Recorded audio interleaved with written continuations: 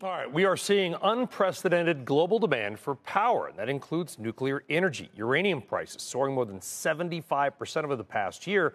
And some uranium producers are now reopening mines that were shut down in the wake of the 2011 Fukushima disaster in Japan.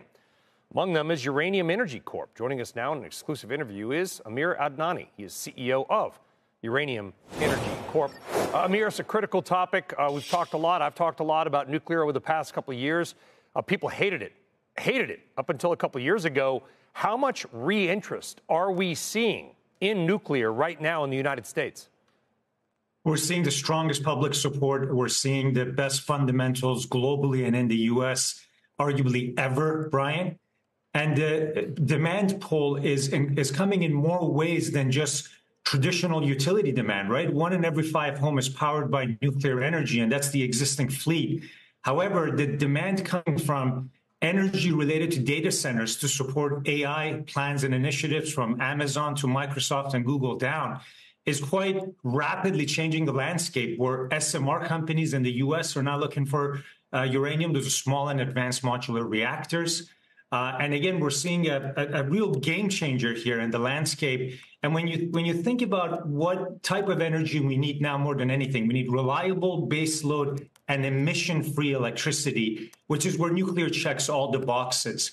The issue ultimately is at the heart of this is the shortage of uranium in the world and in the U.S., which is what our company is hoping to address that, which is why we're restarting the mines in Wyoming that you alluded to.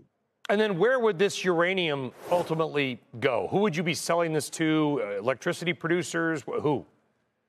In the last year, we've sold uranium to the Department of Energy. That's just one example where the DOE is expected to not only establish, it has established what is called the Strategic Uranium Reserve. It's going to be modeled after the Strategic Petroleum Reserve.